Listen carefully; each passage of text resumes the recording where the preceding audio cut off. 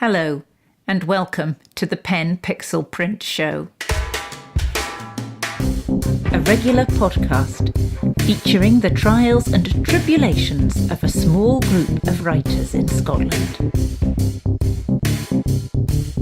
We will meet them and follow them as they try to be heard whilst juggling the demands of necessity. Whether it is raising a family, feeding themselves, or making a living. Listen in as we discuss what works, what doesn't, typewriters and tonic, inspiration and exasperation, fonts and editors, rejections and reading, book launches and shipwrecks.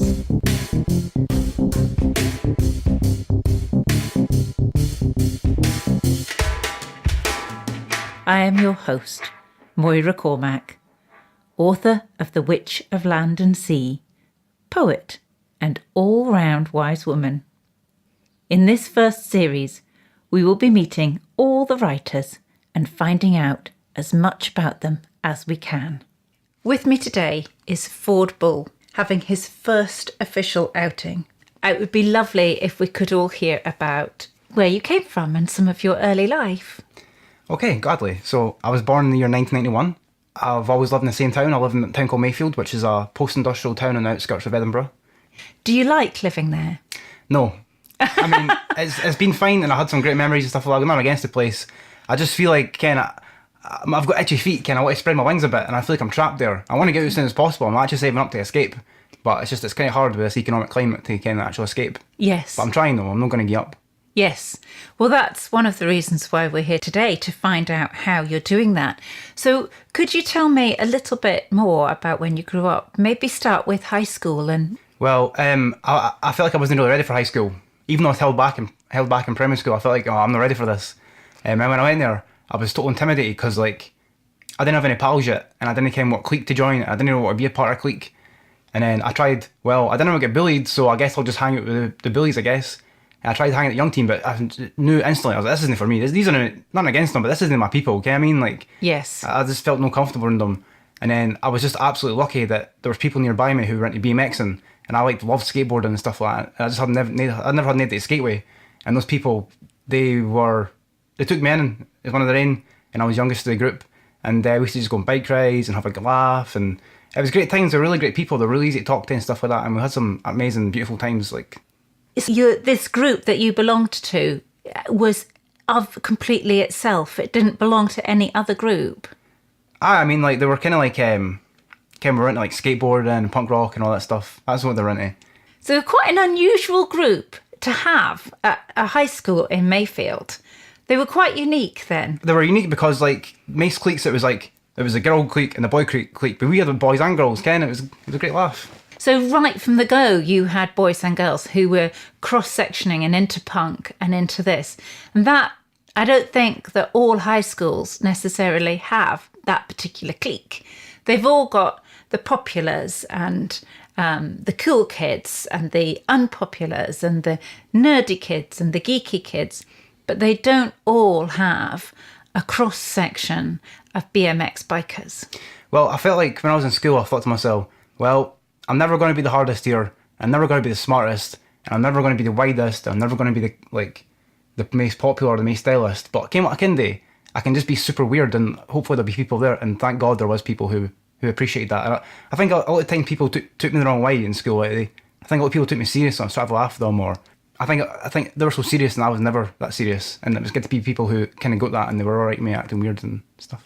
So school academia wasn't really for you either. That didn't tick your box. Well, for some reason, at the start of high school, they put me on the dumb classes. And I remember sitting there thinking, wait, I'm not an expert or that, but come on, they can't just put me here. Say an English class. I loved English class. I just enjoyed reading about stuff, and I'd always put my hand up, and the teacher would be like, can somebody else answer? But I think they were surprised because I think a lot of people were surprised that I'm actually quite educated a wee bit, and they hear my accent and think, "Hey, right." But then I use fancy words and they're like, oof, geez, oh. But some things in school, I hated maths. I was in the same math group for 3 years. I just couldn't get into it. I couldn't focus, and I just mucked about. But English class and art class, they were really great. Like, I've always kind of liked learning. I've always liked reading stuff, but especially near the end of high school, especially in art class, I think it was the first time I actually really pushed myself to work harder. So did you do an exam in art? Oh yeah, actually, believe it or not, I actually got an advanced higher in art. Believe it or not, and people usually I do believe you. But I put a lot of work into it. Like, I would stay behind late, and I put so much energy into it, and I pretty much just bumped on other classes I didn't enjoy. I just thought, maths, who needs it? And I just thought I'll just focus on that, and it seemed alright. Well, everybody finds their niche and finds their tribe, and that's what we're looking for in a sense when we want to belong somewhere. And so you really loved your English classes. Well, I think I was lucky that, like, I had this one teacher who I really appreciated. I really appreciated what he taught us, and he wasn't like the rest of them. I didn't treat me like some dumb bairn.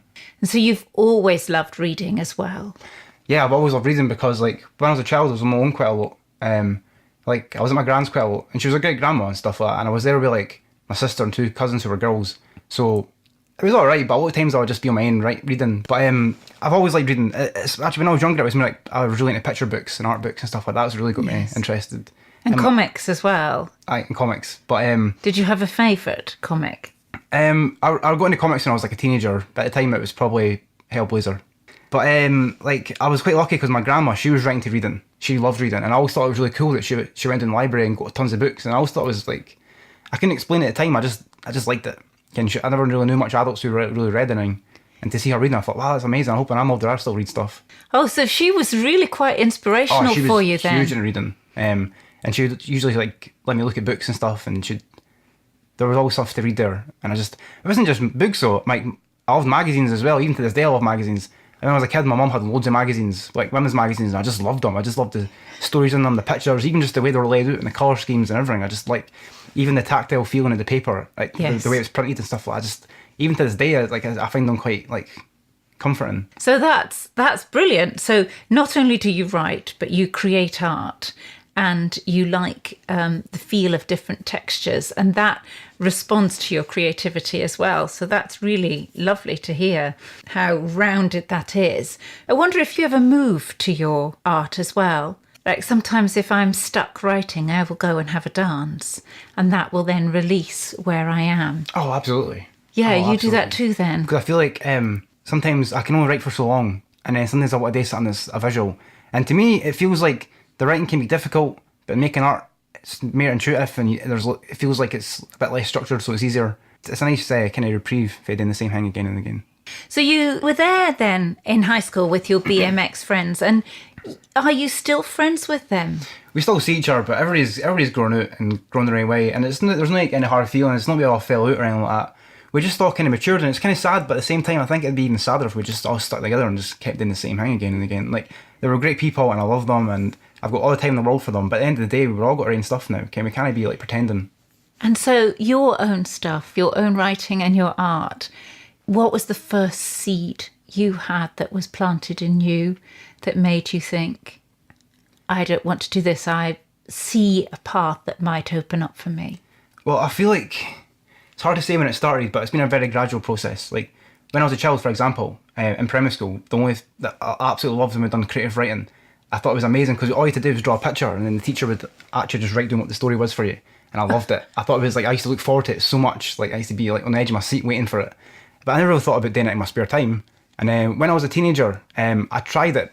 I remember this one time, I was in the school library and I was sitting reading the book, and it was The Acid House by Irvine Welsh. Yes. And like, I loved the book, and I got to the last page and I shut the book and I thought to myself, I could do that. Like, what he did, he's not much different from me, really. Like, you'd have to be some educated dude to do anything like that. And I had loads of ideas, I just didn't know how to put them properly written down. Yes. And I realised that, maybe then you always have to write in perfect English. And, maybe sometimes stories don't have to be like the A, B, Z, kind of like start, middle, end. Sometimes you can just have stuff happen and just go with it. And it really like inspired me. And I tried writing for a bit, but I felt like at the time I had low confidence, and I felt it was just a bunch of juvenile, like, I thought it was just trash, the stuff I came up with. And I maced it. But then a couple of years ago, probably about 4 or 5 years ago now, how it kind of started was, all right, so me and my best friend Stella, we were going to go on a holiday. We saved up for pure ages, right? Because she always wanted to go to America, right? I was indifferent, but I wanted to go on holiday with her and stuff like that. So we saved up for a while, and then we went on holiday together. We went to New York, right? I brought a blank notepad, but it was only because it was before I had really had a good smartphone, and I wasn't great at directions. I had to write everything down by hand to remember it, and it was really just to get me around. One of the days, she was going shopping, and I didn't know what to do that because I'm not into shopping that much. And I thought, came all day, I'll go down to that Coney Island because I've always loved that movie, The Warriors, and I thought I'm going to go down and have a look about in that. So I got the train down, and it was when I was in the train, I didn't know what happened, but it felt like the story was already written. I had this I was actually just looking at Coney Island and thinking to myself, and it just popped in my brain. I was like, wow, I've got this idea. And I wrote something down in my notepad really quickly, and then I couldn't stop thinking about it, and I didn't think it being as a novel or anything like that. It was just a bunch of words that at the time made complete sense to me, and I couldn't stop thinking about it. And everywhere I went that whole holiday, I kept having, there was wee ideas just growing in my brain, and I'd see things and made me think about stuff.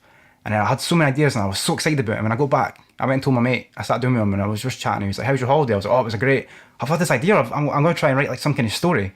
And I tried to explain the story to him, and he looked at me and he thought, "So wait, you went all the way to America to write a story about Scotland?" And I was like, "Well, aye." Because I don't know, it just seemed to, the way it was framed in my brain, just being there somewhere outside my normal comfort zone, I seen it differently. Yeah. And I've never felt the same again. And that has changed your life completely then, hasn't it, really? It's changed your internal life, what you expect and what you want from your life. Absolutely, because I feel like it's like a poor man's therapy. I feel like before I started writing stuff, I feel like I was a mess. I'm not going to lie. I felt like I wasn't happy, and I wasn't really being the person I wanted to be. Can you tell me more about what that felt like and what you were doing at the time? See, I've asked myself this question hundreds of times, and it's hard for me to put it in English. But I just felt frustrated. I felt like there was something inside me that was building up, and I was scared and I was worried. And that it was a time there was a lot of change in my life. I don't know what to go into, but there was a few personal things that changed, and my parents split up and stuff like that. And I just felt like I wasn't, my nerves end, I felt like I was ready to burst, and I was just worried because I didn't care what was going to happen, and I was suffocating. But then when I started writing, I felt like I felt a little better. I noticed, I thought, man, this is really helping. Who needs to smoke when you can just sit and write? And does your art give you the same feeling? Kind of, but with my art, it kind of feels more like I'm recycling or something like that. Because what I love to do is find discarded bits of paper or magazines or books or something like that, or just stuff that people leave lying around, take it home, and I like to cut it up with a scalpel and then reconstruct it into something else, a different kind of artwork. And something about that process, it just gives me goosebumps. Yeah, it is. Well, I really love a lot of the work that you produce.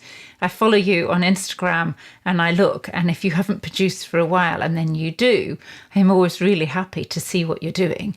I like the way the images sit and they tell a story, because you use words in the images as well. So the whole picture will almost be a written story with pictures and words in it.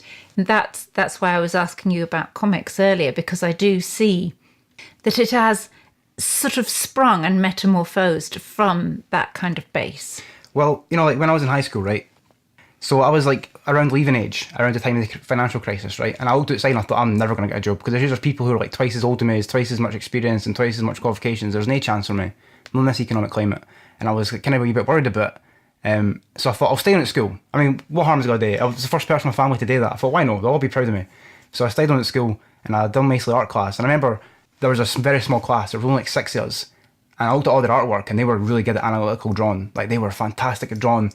The teacher put down a plant, and they would draw a photograph. And I was like, I can't do that. I was like, I'm not even interested in doing that. And I feel like if I'm going to be able to stick in this class and actually be successful, then I'm going to have to, I can't just be like them. I can't just try and be a good drawer. It's got to take more than that. So I tried to experiment with collage, and I thought this really works for me. Because to me it felt easy. I thought, this is such a cop-out, I'm getting away with it. I felt like I was scamming them, even though it's a whole different approach. I realise that now. But at the time I thought, wow, they're really buying this up. I can just keep doing this, and I really enjoy making it as well. I thought it's a bonus.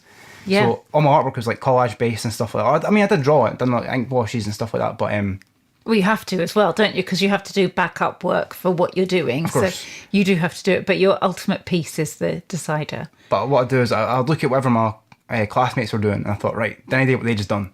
Because even though they're talented, none of their work interests me. And I'll go to be honest with you, it didn't interest me. I felt like they were just drawing for the teachers' notes.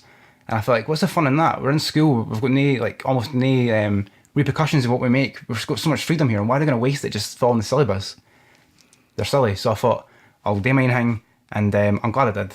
Yes. And then you went on to college as well, didn't you? So if you were the first in your family to stay on at school for 6 years, you were definitely the first to go to college. I think so. I mean, like, there was a bit of a gap between high school and college, but wandering there. I tried different jobs and stuff like that, but none of them really, like, I wasn't happy really with any of them. And I thought, why not go to college? I went to college, I was in the wrong course, I was doing different courses for a bit to figure out what I was doing. And eventually I found myself doing this graphic design course. And I knew straight away, I was like, I doubt I'd be a graphic designer, but I wouldn't mind having some of their skills. Yes. That was very clever thinking as well, because all the skills that we have and all the things that we learn can actually come back to us at some point and be useful. And with your interest in the kind of art that you were doing, knowing and understanding those graphic skills would be a kind of building block into the way that you were going. Well, I feel like I was in high school again, because I got to the class, I was so excited about being there. And some of the people were great, but I just felt like, once again, all their artwork looked the exact same. And I thought, like, what's the point? Why, if you've got this gift, then why you just try to fit into this, like, narrow, like, mindset? And I thought, whatever I do, I'll just try and do stuff that's a bit, to me, more interesting. And I know that you are particularly interested in having pseudonyms. Could you tell us a little bit about that? Absolutely. So I was quite late to social networking. Like, I got popular with my generation, and I feel like, I didn't need that. I don't want the government spying on me. And then a couple of years ago, I got a job that required me to have a Facebook account. And I was like, right, well, I guess I better make one. But I thought to myself, but there's two rules. I'm never going to put a picture of myself online, and I'm never going to use my real name. And then I came up with some fake names, and that's really it. Well, put it this way, when I first went to Facebook, because I hadn't been on it for years, whatever, there was a lot of messed up on it, there was a lot to catch up with. And I kept seeing people I used to go to school with, and people that I've not seen for years, or people I hadn't seen for a long, long time, and I kind of forgot, like, what they were into and stuff like that. And everyone changed so much, and I feel like, overall, I felt kind of disheartened, because I felt like, man, everybody's just following the routes that they've been given. Kind of felt like, God, this is depressing, everybody's just like, everyone's just becoming their parents. And I was like, oh my God. And so young. Aye. And I felt like people put so much information out there, I thought, I want to do something different for these people. I want to give them something entertaining. And a lot of people took it the wrong way. A lot of people took what I said seriously. And a lot of people felt with me. People, they didn't get it. But that's fine. The way I see it weeds them out. But some people kind of seen what I was trying to do and just try to have a laugh with them, or try to give them something a bit different. And also, having a fake name, it means I could say what I wanted with almost impunity, and they would never question me, or they would, but I could just argue with them, and I wouldn't feel like it was anything personal. People who didn't ken me, they didn't ken any better. And it felt so freeing. But you like to be able to very much not stay in one point of view all the time. So I know that you go on to different sites and you have discussions with people on social media where you can argue the opposite to what you really believe in order to hear somebody else's point of view. Well, the great thing about nobody really kenning it's you, nobody ken what you look like, and nobody ken your real name, and you feel like you've got less ambitions to say what you want, and people didn't expect anything from you because they didn't really ken you that well, right? So I find I spend some time on social networking, kind of like arguing with people or debating people, and a lot of times I try to debate people who are like really extreme in whatever their views are, regardless of left, right, whatever they believe in. I try to find people who I think have maybe wrapped up too much of this political belief into their identity, and I think these people need to be broken to be reborn. Ken, I need to tell them that you aren't just what they've told you to be, and you aren't just what you've liked on the internet. Ken, you're a human being. You're not just like some robot. So like, I'll try and find people who I think kind of need to be woken up or slapped about gently, and try to say to them, look, you're not just what they tell you. You're not just going to be put into like a neat wee box and that's you, story you there. And a lot of times I go online, I find people, even people that I agree with, and I'll argue them to see what they come out with. And sometimes it's entertaining, sometimes it's actually eye-opening, sometimes I actually change my opinion on stuff because I've talked to people and I thought, all right, I see where you're coming from. But I just try to entertain an opinion that's different from mine, and just try and see for their point of view. Because how else you to learn? You need to ken your enemy, right? Absolutely. And most of us on social media the social media understands us. They see what we like. They feed us more of what we like automatically. So you can find yourself in a very limited bubble of the things that they feed you, reinforcing what you think, being friends with people who share what you know. So you stay in this bubble, which is part of why when something happens politically that is way outside of our bubble, we're really, really deeply shocked because we think, but nobody thinks like that. Well, what's really happening is that nobody we know thinks like that. And we're just secure with the people who are familiar to us. So it is important to do what you're doing for all of us. Most of us don't want to reach out of our comfort zone, but you are not somebody to sit in the same seat every single time you go into a room. You are somebody who's going to be taking a different seat so that you can look at it through a different viewpoint. And I also know this because, well, I overheard you saying to somebody else that you had been internet dating and that you had actually done yourself a profile as a woman to see what that would be like. Would you tell us about your experiences? All right, so a wee while ago, I decided to kind of start a new story, just an experiment to try and do something a bit different from what I'm usually doing. It required a kind of like knowledge of internet dating. And I mean, I've tried to be a bit internet dating, it wasn't really for me. But I thought, came all day, I'll make a fake account, I'll pretend to be a girl and see what men say to me. Just because I never really thought about it too much, you know what I mean? And I done it, and sometimes it was funny, sometimes it was utterly depressing, sometimes it was just weird. But it made me kind of decide that there's a lot of people out there who are hurt, I think, and I think they hide behind it between different ways and stuff like that. But I feel like there's a lot of insecurity. Like everywhere, it's rampant. It's like an epidemic. But people hide it, pretend to be like really, really secure and really confident. But you talk to them long enough, you realise that they're not really being them. They're just kind of like putting a front up. And it's kind of sad. I'm not judging them. I'm just saying that's what it is. It just feels like something ain't right. And what's really interesting to me is that you found this out, and this was easier for you to find out by posing as a woman than it had been by posing as a man yourself. So in a way, by reversing it and looking at a woman, you were able to see the male responses in a different way than you had the female responses. Absolutely. And why do you think that was? Because it's really quite interesting that posing as a man, maybe part of you was still looking for a woman, and so maybe seeing a man's point of view was easier to get to grips with. What do you think? Well, when I was using it as myself, when I was being a boy, right, I feel like a lot of women I was interested in, they had a kind of conceived conception of what I was going to say, and I felt like, well, I'm not like that, and I wanted to see what was actually happening on the other side. It was interesting to try that, to pretend to be a girl. I think it's always interesting to be able to look at life through somebody else's eyes. And as a writer, there's a natural curiosity in there. And when we do step into somebody else's eyes, we learn something, and we also bring that back to ourselves, which is essentially what you've done. By not being yourself and posing as a woman, you were able to pull that back.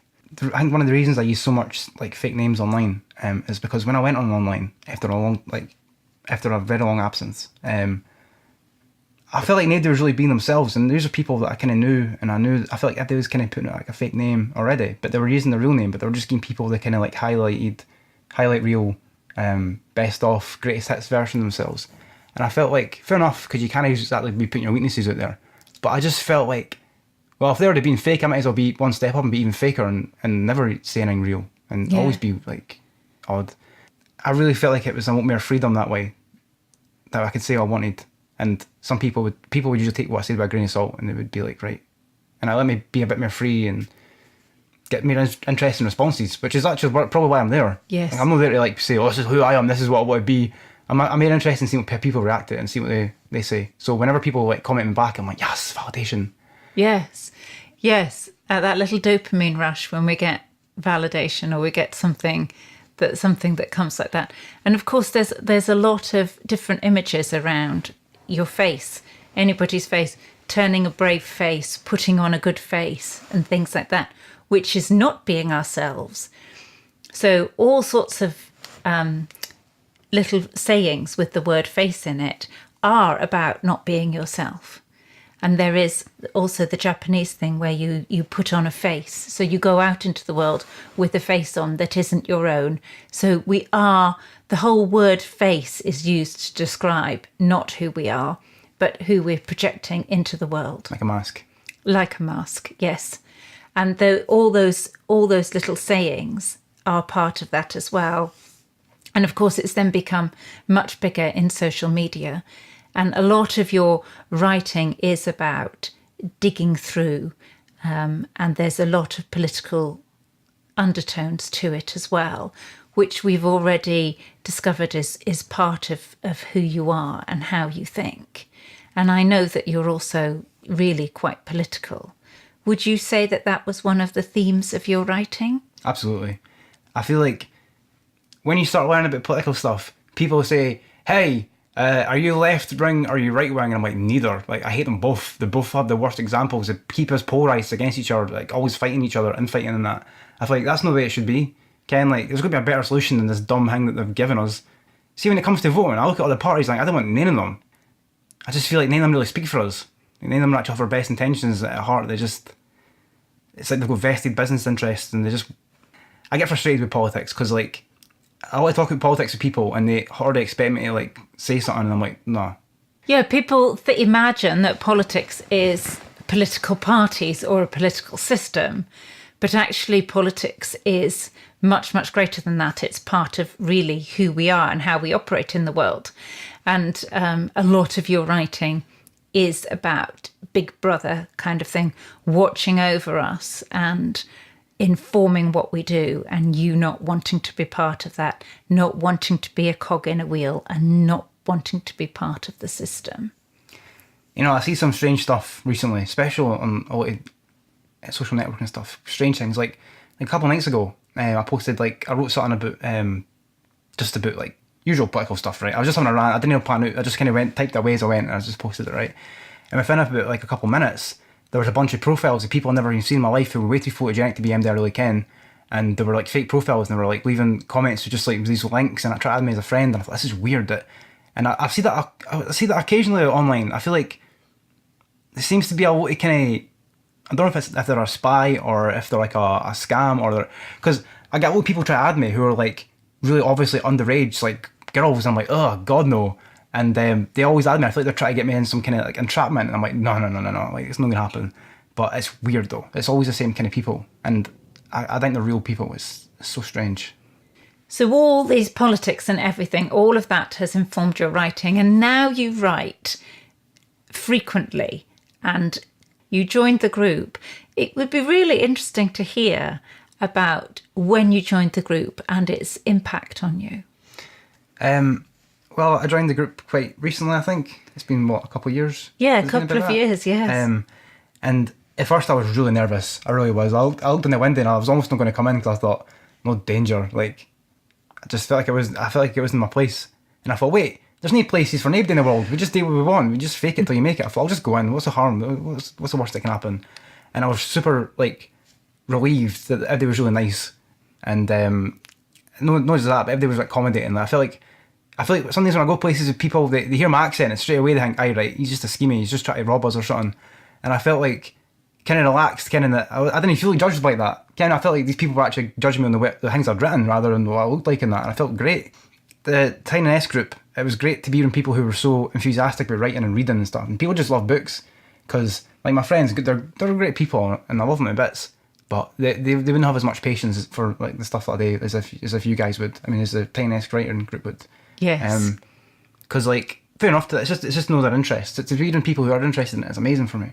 And all these people kind of try to make a go for it, and I find it really, really inspiring. Yeah, well, everybody was blown away when you first came in and read aloud, and the richness of your writing, the pace, the phenomenal pace of one thing happening after the other that you keep up.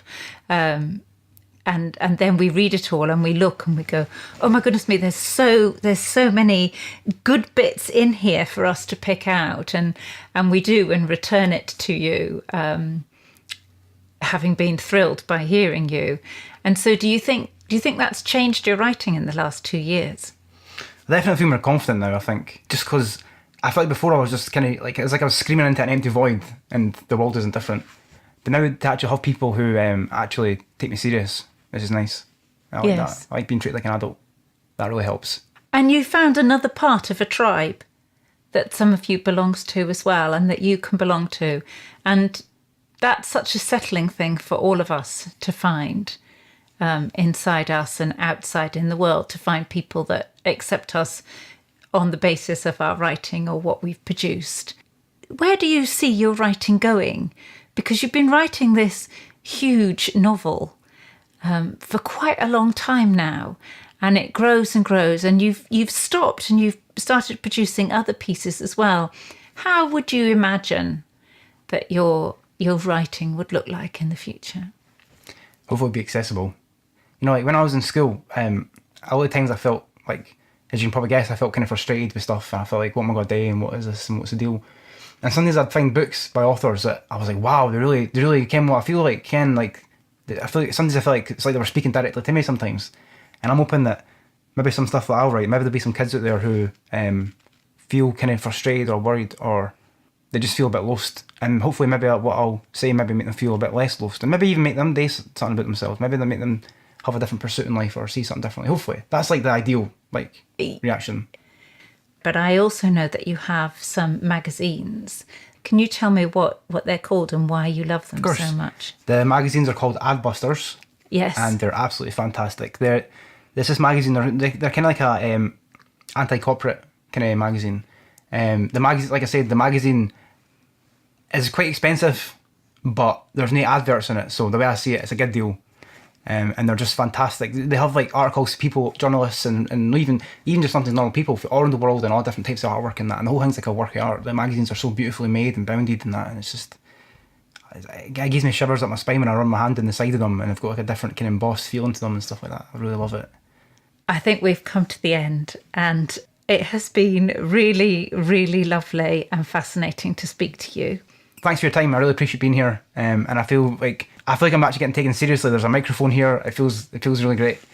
You are being taken seriously. I have never done anything except take you seriously and enjoy as well. So thank you so very much for coming in today. Anytime.